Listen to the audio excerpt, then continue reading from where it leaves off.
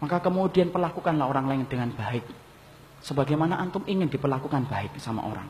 Kalau antum tidak ingin dihujat kehormatannya, jangan menghujat orang. Kadang-kadang kita ini kayak koboi lesannya.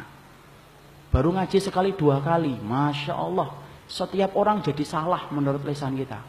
Padahal bahasa Arabnya saja masih hada hadihi. Membedakan antara ikhfa syafawi sama ikhfa saja tidak ngerti. Tapi Masya Allah, lesannya, Masya Allah, liar. Lebih liar daripada ilmunya. Sejak kapan ilmu itu menjadikan kita menjadi orang yang menghujat orang lain? Ikhwan, antum takut sama riba, dosa yang paling ringan, berzina dengan ibu. Tapi antum tahu dosa yang paling berat dari riba? Yaitu menjatuhkan kehormatan seorang mukmin. Siapapun mereka punya hak untuk dihormati dan diberikan petunjuk. Ada ikhwan kita dari ikhwanul muslimin, mereka punya kesalahan, iya. Tapi bukankah mereka punya hak yang sama untuk berikan nasihat yang baik? Sebagaimana antum, apakah antum maksum? Apakah antum menjamin bahwasanya antum telah 100% ngikutin Nabi? Tidak kan? Mari kita kemudian hidupkan bagaimana berukhuwah dengan cara yang benar. Kalau kita benci, jangan sama orangnya, tapi kepada orang, kepada perilakunya, tetapi orangnya peluk hatinya, ikhwan. Lihat Malik bin Dinar, Masya Allah, Malik bin Dinar, malingnya aja bisa tobat gara-gara ketemu Malik bin Dinar. Maling masuk, Malik bin Dinar lagi sholat. Ada maling, Malik bin Dinar mempercepat sholat malamnya. Coba, kalau antum, langsung ngambil palu. Tidak antum, soalnya di sana. Tapi biasanya pindahan dari sini. Jadi Malik bin Dinar mempercepat sholatnya. Kemudian ketika maling itu nyari di rumahnya Malik bin Dinar, tidak ketemu barang berharga. Rumahnya ulama, salafus salih. Tidak ketemu barang apa-apa. Mau keluar lewat jendela, dipanggil Malik bin Dinar. Sini. Dapat apa? Loh coba, antum baca itu kisahnya nyata, ikhwan. Antum tidak akan percaya itu bagaimana akhlaknya para salafus salih. Sini. Mau nggak aku berikan satu hal yang lebih baik daripada yang kamu rencanakan untuk mencuri? Apa? Ambil itu kemudian semangkok air, wudhu. Malingnya zaman salaf. Ya kemudian disuruh wudhu, ngambil wudhu. Kalau sekarang dibacok antum. Kemudian dia wudhu.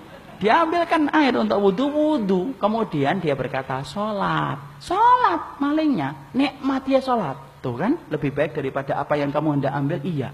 Boleh sholat lagi. Boleh sholat lagi. Sampai kemudian 11 rakaat selesai. Di rumahnya Malik bin Dinar. Selesai kisahnya enggak. Malik bin Dinar lagi sahur, puasa sunnah. Ditanya sama malingnya, ngapain? Puasa untuk besok. Boleh enggak saya ikut bergabung? Ayo monggo. Maka kemudian makan sahur. Puasa. Maling habis sholat malam puasa. Setelah itu adzan subuh. Kemudian pergi. Mau kemana? Sholat ke masjid. Ya sudah saya ikut. Ikut sama Malik bin Dinar. Masya Allah. Sampai ikut ke Malik bin Dinar. Sampai pulang. Kemudian ngomong. Boleh enggak saya itu kemudian tinggal di sini beberapa hari? Boleh, karena nikmatnya saya tinggal di sini. Masya Allah, ikhwan. Itu loh, orang yang paham akhlak. Gak usah banyak ngomong, hatinya nembus ke hati orang lain. Berapa banyak orang yang berilmu, alah, menjadikan kita benci banyak orang akhirnya. Masya Allah, apa ada ilmu yang menjadikan kita benci sama orang yang beriman? Tidak ada. Kemudian dia tinggal bersama Malik bin Dinar 3 hari. Setelah itu dia keluar dari rumahnya Malik bin Dinar. Setelah keluar, kemudian ketemu dengan maling. Yang maling satu belum taubat. Dapat apa kamu sampai 3 hari di rumahnya Malik bin Dinar? Tahu jawabannya Pak maling itu? Sarokoni qabla an asyriqa. Dia telah mencuri hatiku sebelum aku mencuri hartanya. Masya Allah. Bisa puitis setelah itu, ikhwan. Coba ikhwan. Akhlak salaf itu kayak gitu loh. Coba kita lihat Hasan al-Basri. Rumahnya tertetesi dengan kotoran rumahnya, rumah tetangganya, Yahudi. 11 tahun, ikhwan. Setelah itu kemudian dia ketika dalam keadaan sakit dikunjungin oleh tetangganya Yahudi. Lalu kemudian tetangganya Yahudi berkata, loh ini apa ini? Air. Kok bau? Iya, air kotoran itu. Dari mana? Dari rumahmu. Coba. Loh sudah berapa tahun? 11 tahun. Loh kenapa nggak ngomong? Aku sungkan bicara sama dirimu. Yahudi itu langsung masuk Islam, ikhwan. Lihat lagi Amr bin As. Ketika kemudian secara khilaf beliau ngambil harta seorang Yahudi. Kemudian akhirnya pergi orang tua Yahudi itu ke Madinah. Bertemu dengan siapa? bertemu dengan Umar bin Khattab yang dia sangka rumahnya lebih mewah daripada rumahnya Amr bin As. Tapi apalah daya, justru dia mendapati Umar bin Khattab itu tidur di bawah pohon. Dia cerita unek-unek, Amr bin As ngambil tanah saya untuk dibangun istana. Perhatikan, Umar bin Khattab ngambil tulang, digaris dengan pedangnya, bawa, tunjukkan sama Amr bin As. Yahudi itu mikir, ya Allah, dari Mesir ke Madinah cuma dapat tulang. Coba dapat apa kita? Pulang dia ke Mesir, ditunjukkan itu kepada Amr bin As. Masya Allah. Lihat bagaimana ketegasan akhlaknya Umar bin Khattab membuat Amr bin As gemeter dan akhirnya menyerahkan kembali tanah itu kepada Yahudi sampai Yahudi itu masuk Islam. Ini akhlak salaf, ikhwan. Orang mempelajari manhaj salaf seminggu selesai. Bisa. Kalau antum pintar hafalnya. Tapi kalau antum anaba hafal at-takbir lupa, ini 2 bulan biasanya. Tapi kalau antum pintar hafalannya, seminggu 2 minggu selesai antum mempelajari kitab akidah. Tapi mempelajari akhlak salaf itu seumur hidup. Dan ini yang hilang. Kan ana sering ngomong, kalau kita dibenci karena kebenaran, anugerah.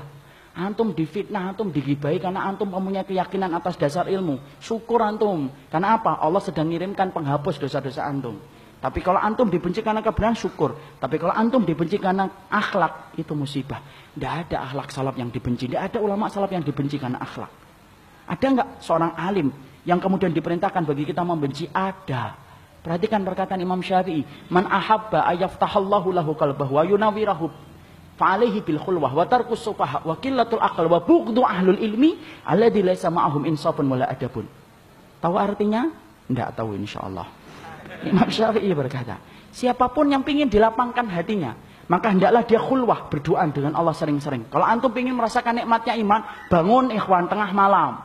Jangan jadi bangkai di tengah malam. Bangun berdoa dengan Allah. Ketika hati antum sering berdoa dengan Allah daripada berdoa dengan manusia, Allah akan jadikan manisnya iman di hati antum. Itu kata Imam Syafi'i. Wa tarkus sufaha, tinggalkan orang yang bodoh, yang ngomongin maksiat dan dosa terus. Wa qillatul aql, sedikit makannya. Wa bughdu ahlul ilmi, benci orang yang berilmu. Itu siapa? Alladzi laisa ma'ahum insafun wala adabun, yang tidak punya adab dan tidak punya akhlak. Jadi kalau ada pelaku bid'ah, lihat dulu bid'ahnya berat atau tidak. Kalau berat, antum harus lihat dulu. Jangan-jangan dia belum paham. Jangan-jangan dia belum ngerti. Antum harus belajar kayak dokter. Dokter itu kalau mendapati pasiennya kanker stadium 4, tidak ditabokin pasiennya. Tapi kemudian diajak, Pak, tenang, insya Allah pelan-pelan, moga-moga Allah memberikan kesembuhan. Itu dokter. Jangan membantu setan untuk menjerumuskan saudara kita.